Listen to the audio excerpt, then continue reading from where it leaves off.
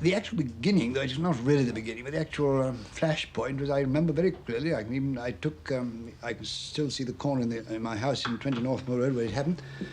I got an enormous pile of exam papers there, and marking school examinations in the summertime is an enormous, very laborious, and unfortunately also boring. And I remember picking up a paper and actually finding. I nearly gave an extra mark for it, extra 5 marks, actually. There was one page on this particular paper was left blank. Glorious. Nothing to read. So I scribbled on it, I can't think why. In a hole in the ground lived a hobbit. I think that was eventually published in 1937. I now wanted to try my hand at writing a really stupendously long narrative and to see whether I had sufficient art, cunning, or material to make a really long narrative which would hold the average reader right through. While the long narrative to which he was referring eventually became The Lord of the Rings, and The Silmarillion would be published many years later by his son, The Hobbit, within the larger story, marks the beginning of the end, and The Lord of the Rings and the appendices are the true end of his stories. Yet without The Hobbit, the universe that he was developing would have likely never been read by anyone other than himself. The Hobbit and The Lord of the Rings, however, are essentially the final words to a great song that he had begun to weave many decades prior, and most of that song, that story, is The Silmarillion. The Silmarillion, as a book, can be very challenging to read, yet once you uncover its themes and reveal its wonder, the glory of its beginning and the splendor of its end will amaze you. Yet the topic of themes will be mentioned here only in brief. Rather, this guide is how to unlock those themes for yourself, rather than have them spelled out for you by someone like me, whose prose is nowhere near as good as Tolkien's. This is How to Read the Silmarillion. To those who seek only a slight push in the right direction, who perhaps have had trouble reading the book in the past or interpreting it, I offer this nudge. The Silmarillion audiobook narrated by Martin Shaw. I have previewed many other narrations, and this one is inarguably the best. Martin Shaw's voice is frankly majestic, and he tells the story beautifully.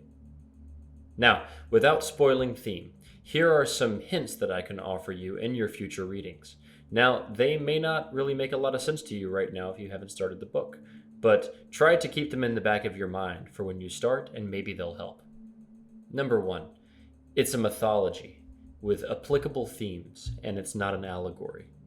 Furthermore, stories within stories have their own separate arcs with their own separate themes, yet the overarching themes are present from the very beginning of the Silmarillion, and they exist throughout the entire story, frequently popping up again and again.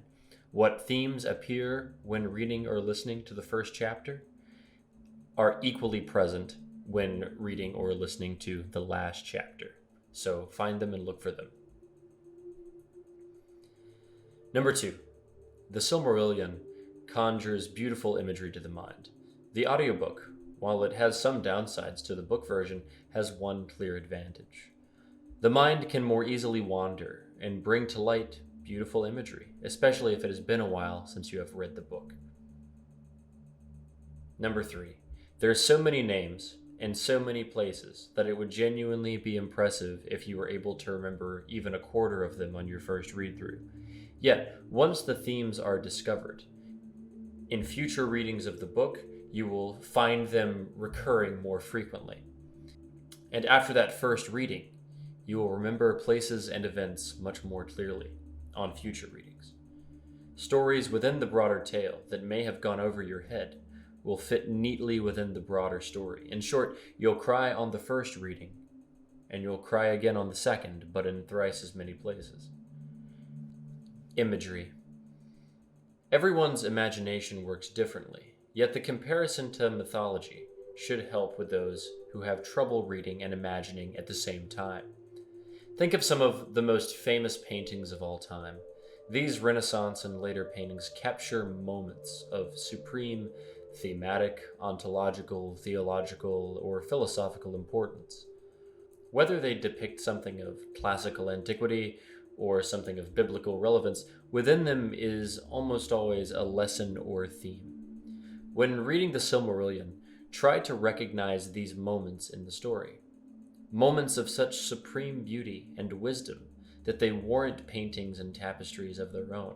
The meeting of Thingol and Melian, Aule and the Dwarf Fathers, the elevation of Erendil. And as you read the story, you realize that nearly every chapter has at least one moment like this, though there's an argument to be made, and I would likely make it, that every scene in the book is one of these moments. Uncovering theme. As I said, I will not be outlining themes in this video, yet I will offer some advice on how to discover the overarching themes for yourself. Listen to the first chapter of the previously mentioned audiobook with the following knowledge, and it likely won't make sense right now, but it will help you when you read the book later. The themes that affect the spirits at the beginning of the story are the same themes that affect the elves, men, and dwarves and hobbits at the very end.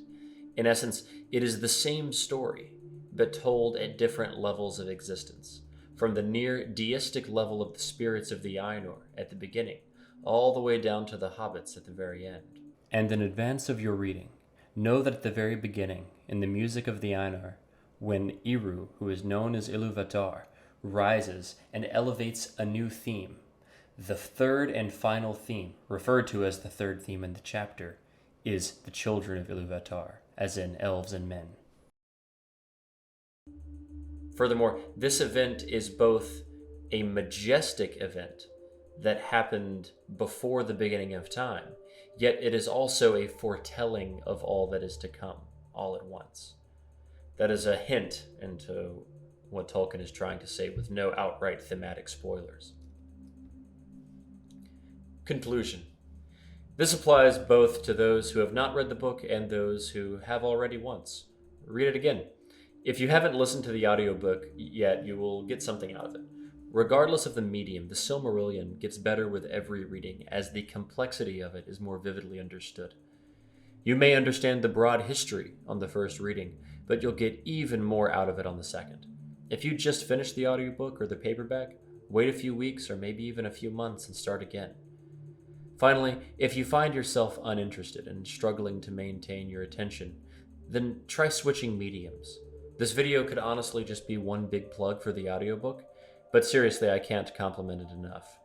I picked up the Silmarillion for the first time in 6 years, and that was in the form of the audiobook, and I was amazed by how much more I got out of it. I was one of those people who seemingly stopped reading for a little while after high school, and had to work that muscle to get back into it. So start with Martin Shaw's narration, and your literary skills from years long past when you were nothing more than a potential-filled gifted kid will return to you if you're anything like me. People do not fully understand the difference between an allegory and an application. You can go to a Shakespeare play and you can apply it to things in your mind if you like, but they're not allegories. At least most of them are not. There's more allegorical elements, for instance, in the Tempest than the most, but